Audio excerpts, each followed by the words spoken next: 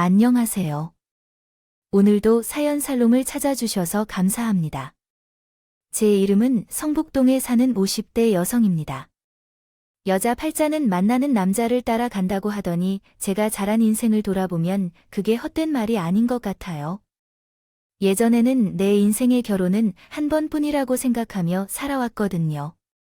첫 번째 결혼은 제 인생에 있어 너무도 아픈 실수 같았죠. 누구나 시작할 때 불행한 결말을 짐작하지 않는 것처럼 저도 첫 결혼이 파국으로 이어질 것이라는 생각은 해본 적이 없었어요. 핑크빛 인생은 아니어도 남들처럼 평범한 인생 정도는 꿈꿔왔지만 하지만 인생은 생각대로 흘러가지 않나 봐요. 내 의지와 상관없이 소나기가 내리면 비를 막으려 하고 햇살이 비치면 볕이 쬐는 거예요. 한마디로 첫 결혼은 완전 실패였어요. 그래서 결코 다시는 결혼하지 않기로 결심했지만 50주 내 재혼을 하게 되었네요. 이로 인해 난생 처음 돈벌이 한 것도 받고 개망신도 당했으니 인생이 참 얇고 불쌍하단 생각이 들어요. 저는 23세 때 첫 번째 결혼을 했어요. 첫 남편은 제가 다니던 옷가게 사장의 고등학교 동창이었어요. 당시 제가 다니던 옷가게는 프랜차이즈 매장으로 사홀드와 5개가 넘는 매장이 있었어요. 우리 매장 직원은 2명뿐이었고 그 안에 저를 포함해 20명 남짓되었답니다. 대기업은 아니지만 주요 직원의 복지와 회식은 꽤 괜찮았습니다. 사장님의 친한 친구이자 남편은 직원들의 식사에 항상 함께 참석했죠. 남편은 여대 앞에서 큰 신발 매장을 운영하고 있었는데 그가 돈이 많은 가정에서 자랐기 때문일지도 모릅니다. 그는 소비하기를 좋아하고 허투루 쓰는 경향이 있었어요. 남편은 저보다 7살 연상이었지만 결혼을 하지 않은 미혼이었고 부유해서인지 아파트까지 소유하고 있을 정도였죠. 그는 농담처럼 자기는 여자 빼고 다 갖추었다고 말할 정도로 모든 부분에서 갖춘 사람이었어요. 솔직히 처음에는 남편의 방식에 조금 의아하기도 했지만 저처럼 가난한 집에서 자란 것과의 격차를 느낀 적도 있었습니다. 사람은 꿈도 꾸지 못할 생활을 하는 것도 부러울 때가 있고 그런 남자를 만나서 팔자를 고칠 수 있다면 얼마나 좋을까 하는 생각을 해봤어요. 그러나 남편을 고시라고 여겨본 적은 없고 단지 나와는 다른 세계에서 살고 있는 사람이라고만 생각했을 뿐이에요. 그런데 2년이 지나도록 내 노력과는 전혀 상관없이 연결이 되었어요. 어느 날 다들 신촌 형제갈비에서 회식을 하고 있을 때 남편이 고깃집에 찾아왔어요. 바빠서 하루 종일 한 끼도 못 먹었다며 말하며 자리에 앉았지만 이미 파장 분위기라고 기도 떨어지고 먹다 남은 된장찌개가 고작이었어요. 결국 빈속에 맥주만 마시게 되었어요. 남편 앞자리에 앉아있던 저는 그 모습이 안 좋아 보여서 얼른 나가 포장마차에서 떡볶이를 샀어요. 빈속에 술을 마시면 속이 안 편해지기 때문에 그거라도 안주 삼아 먹으라고 했죠. 그러자 남편은 그 자리에서 눈치를 살며 순식간에 다 먹어치우더군요. 그리고 다음날 남편이 퇴근 시간쯤에 우리 매장을 찾아왔어요. 저희에게 얻어먹은 일에 보답하고 싶다며 말씀하더군요. 솔직히 그 말에 기뻤지만 혹시나 매장에 이상한 소문이 퍼지지 않을까 걱정돼서 거절했어요. 죄송하지만 그건 좀 곤란해요. 사장님 친구하신 분과 트리밥을 먹었다간 괜히 이상한 소문이 날 것 같아서요. 그냥 마음만 받겠습니다. 그러자 남편도 그렇다고 하더군요. 언제나 둘이서 목재오다 같이 가서 먹자는 얘기예요. 매번 남의 외식에 끼어 사먹는 것이 미안해서 한턱 쏠려는데 설마 다 같이 먹고 싶었던 거예요. 재선은 그렇게 안 봤었는데 은큼한 데에 그 말의 순간 저는 얼굴이 발가락에 달려올라가요. 남편은 그런 제 모습을 보며 재미있다는 듯이 키득거렸죠. 결국 그날 우리 매장 전 직원은 근처 고깃집에서 다 함께 저녁을 먹었어요. 물론 계산은 남편이 했고 그날이 5번째 남편이 매장에 올 때마다 같이 밥 먹자는 말을 했는데 그럴 때마다 저는 얼굴을 붉히며 자리를 피하곤 했어요. 그러던 어느 날 사장님이 저를 따로 부끄러워하듯 부르더니 혹시 사귀는 사람이 있는지 물어보았어요. 그래서 없다고 대답했다가 그럼 미팅을 해보지 않겠냐는 제안을 받았어요. 상대가 사장님이라 거절하기 어려워서 알겠다고 했고요. 그래서 그 휴일 전에 약속한 장소로 나갔는데 거기에는 미팅 상대로 기대했던 대신 남편이 나타났어요. 상대가 날아가셔서 실망했던 점이 안타까웠어요. 제가 꽤 기대하고 나왔는데 사실 재산 좋아하는 사람이었고 그동안 눈치채지 못했어요. 그냥 처음 볼 때마다 논리를 세우며 만만해 보일 수도 있다고 생각했어요. 그래서 나만 보면 인상을 팍쓰게 하고 피한 거였나 봐요. 또 내가 눈치를 조심해야겠다는 생각이 들었는데 재산 씨는 모른 척했기에 더욱 당황했어요. 마음에 들지 않아서 그랬지만요. 설마 제가 싫어서 그래서 그런 것은 아니에요. 아니요. 결코 그런 게 아닙니다. 고개를 끄덕이며 아니라고 대답을 하고 실망할 중 후회가 들더라고요. 너무 쉽게 내 속마음이 들통나버린 게 아닐까 해서요. 물론 그런 생각에 밀당 없이 바로 사귀게 되었지만요. 한동안 우리는 비밀 연애를 했어요. 괜히 직장에 알려줘봤자 좋을 게 없었으니까요. 혹여 사귀다 헤어지면 차장님과도 왠지 민망해질 것 같고 그렇다면 직장도 잃을지도 모르니까 걱정되었거든요. 내 남편은 제 퇴근 시간에 맞춰 저희 매장 옆 골목에 차를 대놓고 기다렸어요. 그리고 매일 같이 회기동까지 데려다 주시곤 했죠. 남편의 집은 우리 집과 정반대인 연희동이었어요. 그만큼 아니었죠. 비싼 옷이나 신발, 화장품까지 선물을 해주셨어요. 정말 전에는 남편과 연애할 때 제가 영화 속 주인공이 된 것 같았어요. 그래서 결혼을 결심하게 되었고요. 하지만 결혼 후 반년도 되기 전에 그렇게 나를 대접해 주시던 남편은 완전히 다른 사람이 되었어요. 결혼한 후에야 알았지만 결혼 전에 이미 한 번 결혼을 했던 사실이었어요. 어차피 이미 결혼했으니 상황을 바꿀 수 없었지만 사과 한마디 정도는 들을 만했어요. 생각해요.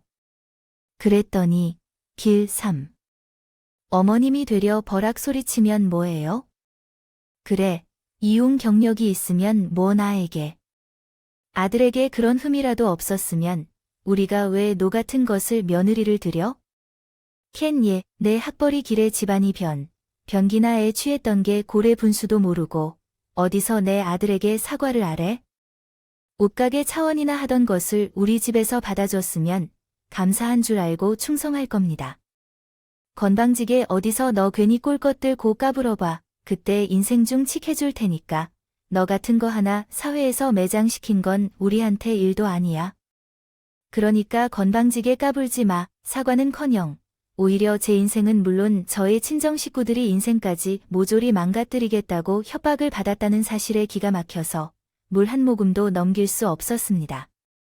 그래서 3일 동안 새벽까지 지새우며 전에는 한 집에 살았던 그런 사람들과 함께 2차례나 무슨 일을 당할지도 모르는 상황이었습니다. 그러나 어쩌다가 그때 알게 된 건 제가 임신했다는 사실이었죠. 집을 나가려면 무엇이든 먹어야겠다는 생각에 밥도 3일 만에 입에 넣었지만 헛구역질이 나더라고요. 김치와 며에 든 장국 냄새가 너무 역하게 느껴졌습니다. 저 모습을 본 어머니는 얼굴에 화색이 돈다며 제 손을 꽉 잡고 산부인과를 향했습니다. 검사 결과는 임신이었습니다. 어머님은 의사에게 아들인지 딸인지 집요하게 물었어요. 그러자 의사는 일단 환자의 상태가 좋지 않다고 생각되니 가급적 휴식을 취하면서 양질의 음식을 먹으라고 했어요. 결국 의사는 손주의 성별을 정확히 알아내지는 못했지만 그래도 손주가 건강하다는 사실에 어머님은 매우 기뻐하는 모습을 보였어요.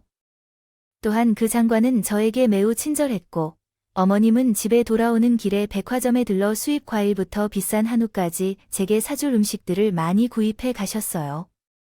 또한 제가 짐을 내려놨을 때 다시 부르지 말라고 했던 가정부를 불러서 셔츠를 다리러 하셨어요. 아가, 이제 집안일에 신경 쓰지 말고 그저 태교에 마음을 쏟으렴 하며 얼굴이 상냥해지는 모습을 보였어요. 약이라도 차야 먹어야겠다. 우리 집은 한창 손을 가진 상태인데 이렇게 부실해서 했었는데 아이가 먹고 싶은 건 어머니의 앱이 들어올 때 뭘 좀 사오라고 할까 하루아침에 변한 어머니의 모습에 솔직히 두렵기도 했어요. 어머니가 그렇게 변하는 이유가 있는 거였더라고요. 이번에 다시 돌아온 가정부에게 얘기를 들어보니 남편 이혼의 이유가 바로 전 배우자의 불임 때문이었다고 하더군요. 손이 귀한 집안이라 신혼 초부터 큰 손주를 기다려왔는데 부인이 불임이라니 어찌 말인가요? 나팔관의 문제 때문이었던 것 같다고 나는 그날부터 며느리를 구박하던데 힘들게 옆에서 지켜보게 되어 너무 어려웠다는 이야기인 건가요? 그러니 백연할 창사있나. 참다 못해 뛰쳐나간 거지 솔직히. 집안도 좋고 유학까지 다녀온 사람이 그런 꼴을 당하고 살겠어요. 어림도 없는 소리. 친정 부모, 친정 오빠. 카즈최 달려 자 난리도 아니었어요.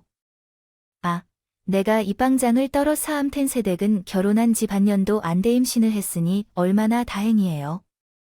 내 세상이 나하고 시커 누려 이대 큰 사모님이 유별나게 해도 떡 두꺼비 같은 손자 일만한 게 좁아. 3대 그의 평생 대접받고 살 테니 그때까지만 해도 가장 부의 말이 그리 귀에 남지 않았어요. 하지만 배가 불러올수록 어머님의 손자에 대한 열망은 더욱 커졌죠. 산부인과에 갈 때마다 쫓아와서는 의사한테 아이의 성별을 물어댔어요.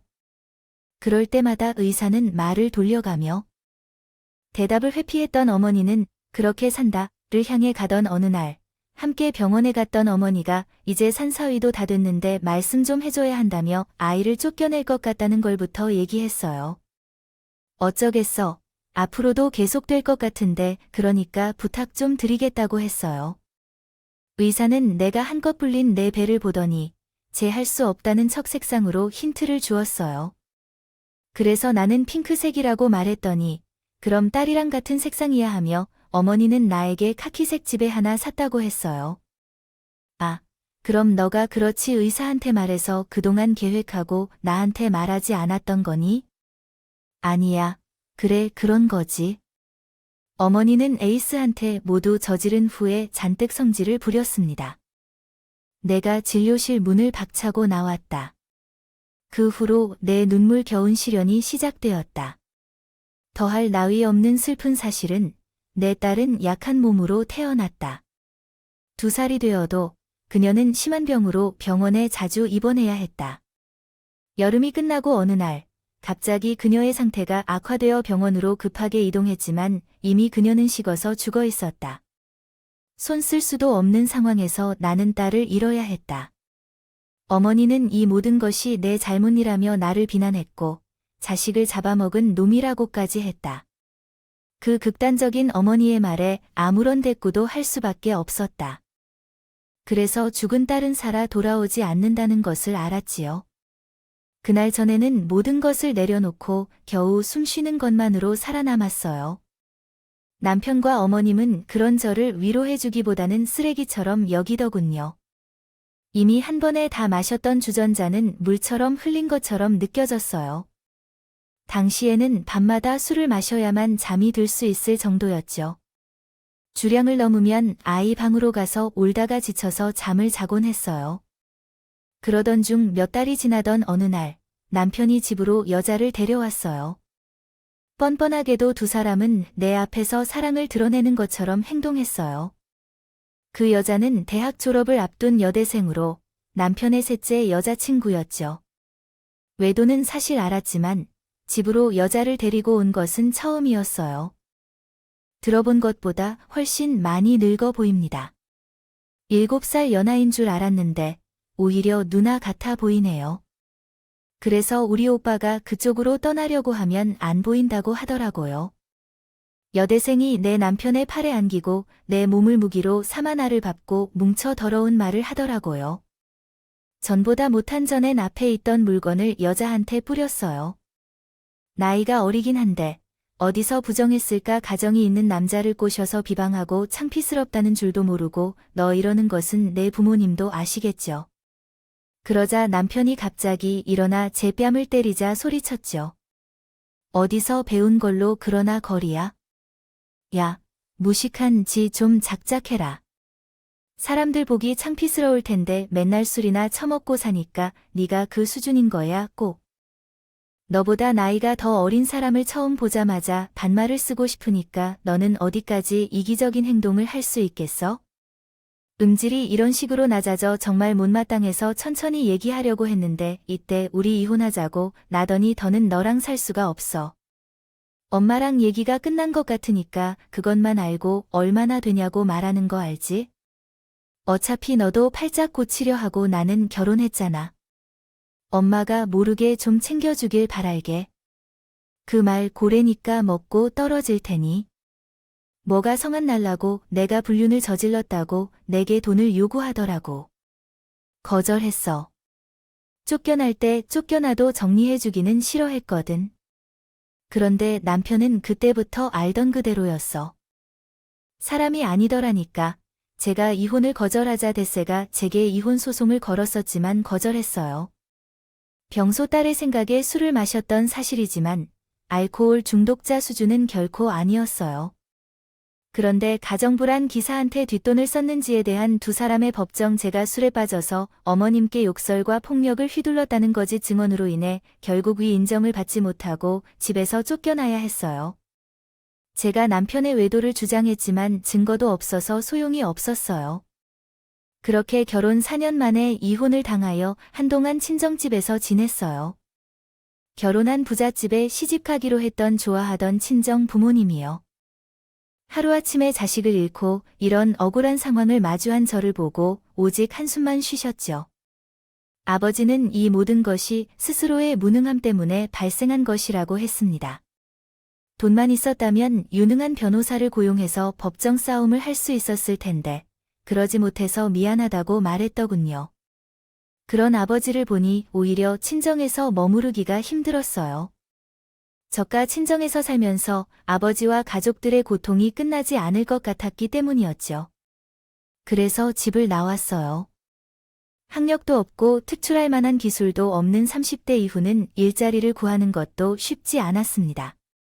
게다가 곧바로 일자리를 얻어야 했던 상황에서 여유로운 처지가 아니었어요. 그래서 시작한 일이 바로 식당에서 설거지를 하는 것이었어요. 고시원 위치를 잡고 밤낮으로 식당 설거지를 하러 다녔어요. 허리가 끊어지게 아팠지만 그래도 쉴 수는 없었어요.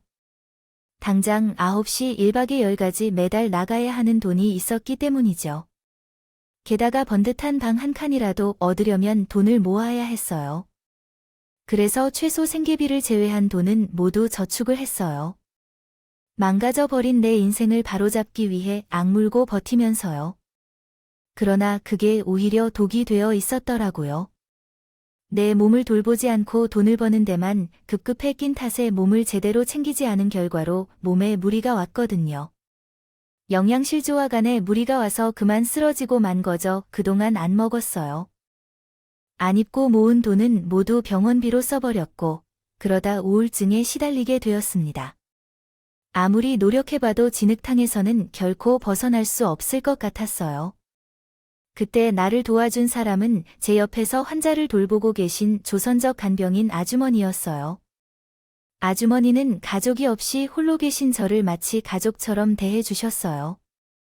식사 때마다 식사 도구까지 교체해주고 간식도 챙겨주셨죠. 예전에는 한국에서 돈을 벌러 와서 살다가 사고로 사망한 남편을 대신하여 혈투를 벌이며 환갑이 가까운 나이에 혼자 한국에서 일하고 살고 계신다고 하더군요. 중국에 사는 손녀와 딸을 위해 돈을 벌기 위해서 그렇다고 하더군요. 그럼에도 불구하고 직접 벌어들인 돈으로 손녀딸이 치료를 받으면서 점점 상태가 좋아져 다행히 했다고 하셨어요. 그러면서 첫날의 딸 사진을 보여주셨는데 죽은 제 딸아의 도래인지 그런지 딸애가 생각나 울음이 터져버렸어요. 한참을 목 놓아 울었던 이 아주머니가 조용히 제 손을 잡아주셨더군요. 무슨 사연이 있는지는 모르겠지만 울고 싶으면 언제든 울어도 좋다며 필요하면 내가 옆에 있어 줄게. 나도 남편 보내고 일면 연 정신이 나간 사람처럼 살았어요.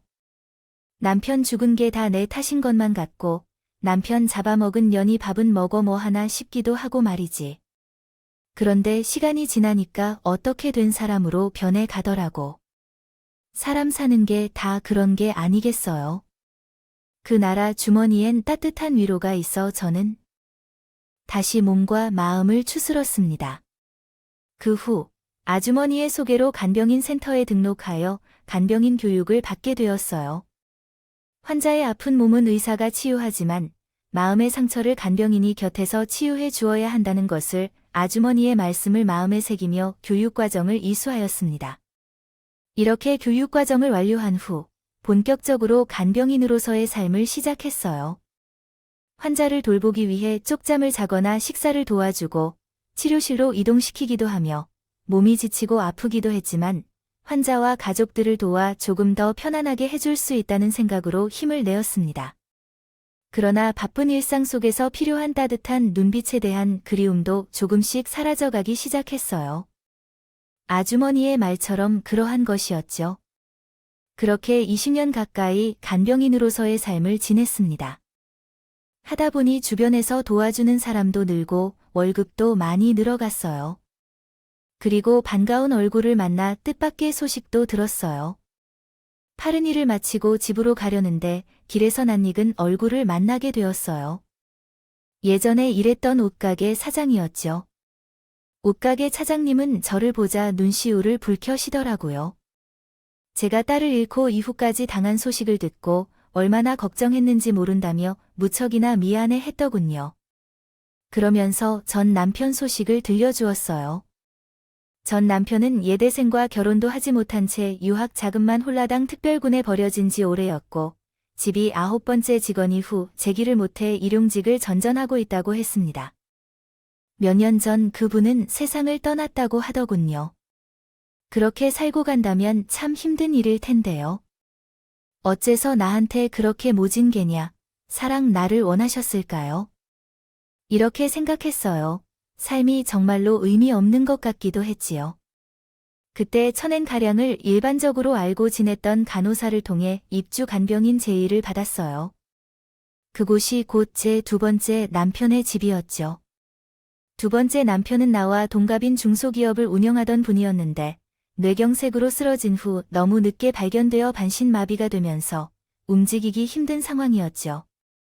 피로 가득한 상황에서 그분은 혼자서 심지어 밥도 뜯어먹을 수 없는 처지였지만 첫인상부터 배움이 깊고 매너가 좋으신 분이었다고 해요. 그분은 아내와는 10수년 전에 이별을 하고 결혼한 아들이 하나 계신 분이었어요. 아들의 아버지 대신 회사를 운영하느라 바빠 거의 집에 찾아오지 않고 있었어요. 그건 며느리도 마찬가지였어요. 집에는 사장님과 파트 아주머니, 그리고 입주 간병을 맡은 저 이렇게 세 사람밖에 없었어요. 그나마도 파트 아주머니는 출퇴근을 하셔서 밤에는 사장님과 저 둘이 있었죠.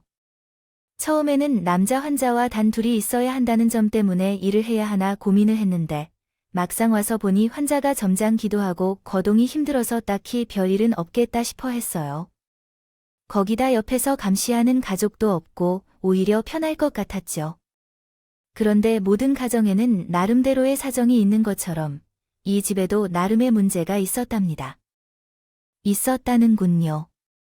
파출 아주머니는 사장님이 쓸어버린 듯한 지식에 온게 아들과 말다툼을 하고 난 뒤였습니다. 그런 다음 아버지가 쓰러지자마자 바로 회사에서 아버지 자리를 차지했다고 하셨죠. 예지를 받으리라며 며느리인 사장님이 빨리 죽기를 바라는 사람들이 있는데 사람들은 아버지의 재산을 빼먹을 생각에 눈이 시박 5년 놈들이 있다고 했어요. 돈이 많으면 모든 자식이 지부 모습만 파는 천하의 잡놈이고 세상에서 제일 힘든 게 자식놈 자라는 것이라고요. 그걸 망친 거지 뭐. 아버지는 성품도 훌륭하시고 좋은 일도 많이 하시는 분인데 전부 안 됐다고 했어요. 비록 하더라 통신의 이 글이 신빙성은. 그런데 몇 달 동안 입주를 지켰더니 그것이 틀린 것 같진 않았어요. 제가 입주한 지 석 달이 다 된 지금 아들 내외가 처음으로 찾아왔던 그 날을 기억해요. 그 이후로 사장님은 힘없는 눈으로 창밖 풍경만을 바라보시더라고요. 음악도 싫어하고 TV도 싫다 하셔서 집안은 늘 조용한 곳처럼 조용했었죠. 파출 아주머니가 퇴근한 후에는 더 그랬어요. 살면서 이렇게 조용하고 평화로운 환경에서 살아본 적이 처음이었어요. 어느 날 사장님이 망고를 먹고 싶다고 하셔서 사다 달라고 요청했어요. 그래서 집 근처 마트에 갔다 돌아와 보니 사장님이 바닥에 쓰러져 계셨어요. 그러나 왜 번에 내려 찍는 건가요? 나는 뛰어들어 사장님의 머리를 받쳤고 내 무릎으로 지탱해 주었어요. 사장님은 거칠게 반항하며 내버려 두라고 말했어요. 차라리 주께서 해주세요. 비참해서 더는 살 수 없겠어요. 그 말에 나도 모르게 화가 치밀어 소리를 질렀어요. 사는 게 비참하다. 죽고 싶다. 고요. 건방진 소리 하지 마세요. 어리광 부리지 말라고요. 세상에는 사장님보다 힘든 사람들도 많습니다. 그래도 모두 어떻게든 살아보려고 애씁니다.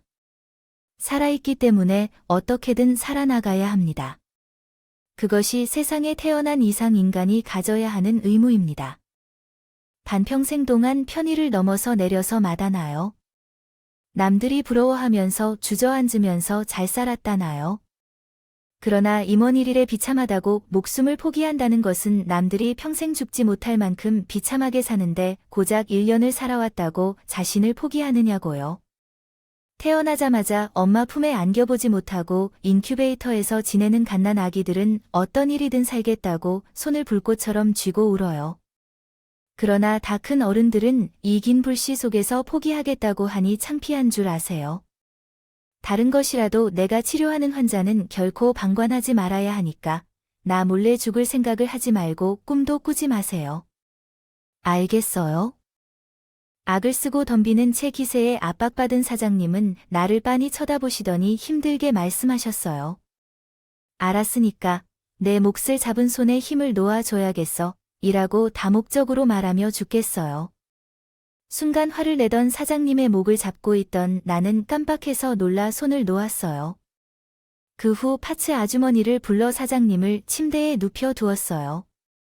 그 소동 이후 사장님은 더는 헛된 마음을 품지 않았어요. 그리고 조금씩 내게 마음을 열게 되었는지 이전보다 말도 많이 하고 종종 LP를 틀어달라는 부탁도 했죠. 대개는 내가 들어본 적도 없는 클래식 음악이었고 때로는 피아노 연주곡, 때로는 첼로 연주곡을 들으셨어요. 한때 자신의 꿈이 첼리스트였다고 했던 걸로 기억됩니다. 첼로를 안고 연주하다 보면 사람이 우는 소리처럼 들린다고 해서 한 번만이라도 다시 첼로를 연주할 수 있다면 원망하지 않겠다고 하셨었죠. 그래서 열심히 재활 치료를 받아보자고 했어요. 병원에 다니기 힘들다면 집에서 재활 치료를 시작하자고 제안했고 따라서 아들을 집으로 불러들였어요. 부자가 방에서 아들과 긴 대화를 나누는 동안 저는 주방에서 파츠 아주머니와 차를 마시고 있었어요. 그런데 중간에 방에서 뭔가를 던지는 소리가 들렸어요. 그리고 잠시 후 사장님의 아들이 방에서 나왔을 때 이마에 피가 묻어 있더군요. 아마도 사장님이 뭔가를 아들에게 던진 모양이었던 것 같았어요. 사장님의 아들이 식성이 나빠서 주방으로 왔다가 산책하려 한다. 아줌마가 노인에게 불필요한 희망을 주면 즉시 내겠다는 것을 알고서 무책임하게 행동해선 안 된다. 놓칠 경우 난처해질 것이니 이에 대해 권고해야 한다. 사장님의 아들이 가구방으로 달려가자 사장님이 경련을 겪고 있었고 몸에 힘이 들어가며 침대 시트까지 젖어 있었다. 급히 사장님을 구제하려 입안에 손을 넣어 혀를 물지 않도록 하고 눕힌 후에 옷에 단추를 푸는 도움을 드렸다. 그 사이에 파츠 아주머니는 주치의 전화번호를 알아내어 전화를 걸었다. 한도가 멈추지 않던 경련은 주치의가 와서 항경련제를 투약하고 나서야 진정이 되었어요. 그날 밤전엔 걱정이 돼서 사장님 침대를 지켰어요. 그러다 침대에 제 머리를 두는 깜박 잠이 들고 만 거예요. 그러다 잠에서 깼는데 사장님이 제 머리를 쓰다듬고 계시더라고요. 사장님은 어찌 그 시절을 바라보시며 사는 게 힘들지 않냐고요? 젊은 사람이 어쩌다 이렇게 힘든 일을 하게 됐냐고 말이죠. 그래서 결혼 이후 있었던 제 이야기를 들려드렸더니 한참이나 말이 없으셨어요. 그리고 템 죽은 딸아이가 보고 싶지 않냐더라고요. 그 말에 나도 모르게 울음이 터졌어요. 그동안 억누르고 살아온 딸에 대한 그리움과 억울한 마음이 뒤섞여서 감정을 억제할 수 없었어요. 그래서 한참을 울었어요. 그렇게 울고 나니 개운한 느낌이 들지 않더라고요. 그래서 사장님께 덕분에 실컷 울었다고 감사하다고 말했죠. 그랬더니 사장님이 자신과 결혼하자는 제안을 하셨어요. 다른 동기는 없고 자기가 지원해 줄 테니 이 자료로 남은 인생을 편안히 살라는 거래요. 처음에는 말도 안 되는 소리라고 생각했지만 한편으로는 그렇게 해서 사장님이 제대로 재활치료를 받을 수 있게 하는 게 더 낫지 않을까 하는 생각이 들더라고요. 재활치료를 열심히 받겠다고 약속했어요. 사장님은 내가 받아들일 의사가 있다면 제가 그렇게 하겠다고 말했어요. 그리고 사장님은 제가 원한다면 그렇게 하겠다고 약속했어요. 며칠 후 사장님은 아들에게 이 결정을 알렸고 몇 시간 뒤 아들 내외는 급하게 왔어요. 아버지, 제 정신이 새어요. 어떻게 근본도 모르는 여자와 재혼하시는 거죠? 저는 이 결혼에 절대 찬성하지 않아요. 저는 자유롭게 아버지의 재산을 노리고 이 집에 들어왔다고 생각해요. 아버지는 지금 꽃뱀에 당하고 계십니다. 맞아요. 아버님 앞에서 이렇게 말하는 것은 좀 그렇지만 저는 아버지의 돈을 보고 달려들었다고 말해야겠어요. 멀쩡한 남자가 뭐라 혼자 몸도 묶는 남자와 결혼했다니 말이에요. 돈이 아니면 이유가 없어요. 아버지가 여자는 여자를 알아요. 저 여자는 결코 아버님을 사랑하는 것이 아닌 것 같아요. 돈만 있으면 된다고 말씀하세요. 저 여자가 아버님을 어떻게 마음대로 하느냐에 대해 이해할 수는 없겠지만 지금은 그런 상황이에요. 자식으로서 말씀을 듣겠습니다. 네, 아들 내외는 입에 거품을 물고 결혼을 반대했어요. 하지만 사장님은 끝까지 묵묵부답으로 일관했어요. 그러자 아들 내외는 주방으로 와서 저를 붙잡고 설득하기 시작했어요. 아줌마, 이 결혼은 말도 안 된다고요. 왜 젊은 사람이 나이든 노인과 결혼해야 하는 건가요? 돈 때문이라면 그 돈은 내가 줄 테니까. 여기서 그만둬요. 그렇지 않으면 나도 책임지겠습니다. 그것이 그러게요. 어떤 도움을 드리면 좋을까요? 돈 때문이 아니라면 어떻게 그 사장님을 도울 수 있을까요? 제가 도와드리고 싶어요. 제가 옆에서 재활치료를 도와주고 첼로 연주를 다시 하실 수 있게 도와드리고 싶어요. 제가 정말 다른 욕심이 없어요. 돈은 필요 없어요. 정말 이해가 안 가요? 분명히 제가 결혼을 반대했는데요. 제가 당신을 반드시 집에서 쫓아낼 것이니까. 그때 가서 말해주세요. 아들이 성질을 내고 나가자고 하면서 계속 벽에 기대 있으며 조용히 계셨던 며느리가 팔짱을 끼고 오셨던 거라고 하더라고요. 후답이 재밌고 흥미로웠어요. 누구를 도와줄지 정리해주세요. 우리 아버지가 불우 이웃인가요? 당신이 도와야 할 노인은 어디로 가든 방향은 부산이며 그곳에 있던 것들은 놔두지 말아야 돼요.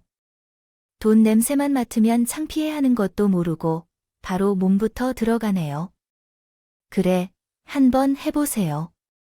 이 집의 재산이라도 10원이라도 그쪽에 한 푼 주세요. 길을 닦아 나가니 거지가 먼저 지나갔어요. 그래서 어이가 없어졌어요. 며느리는 입이 뻥 뚫려 있다고 마음대로 짓거리며 남편과 함께 돌아갔어요. 하지만 그것으로 끝나지 않았어요. 일주일 후 아들과 며느리는 경찰에게 절도와 사기로 신고를 했어요. 병세가 악화된 채 정신이 불안정한 노인을 꿰어 강제 결혼을 시도하려 한다는 구요. 게다가 그 집에서 귀금속을 훔친 것도 있어요.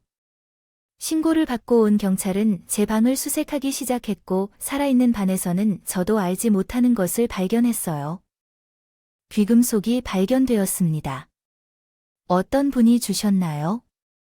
저는 아니라고 주장했지만 검찰은 증거가 있다면 일단 사회로 나가 조사를 받아야 한다고 하더군요. 그래서 나는 관할 파출소로 끌려가 조사를 받아야 했습니다. 파출소까지 동행한 아들 부부는 나보다 12살이 많은 반신불수 노인을 꼬셔 결혼하려는 파렴치한 행동을 하지 말라며 소리쳤습니다. 그러자 파출소에 있는 사람들은 모두 나를 한심하다는 듯이 쳐다봤습니다.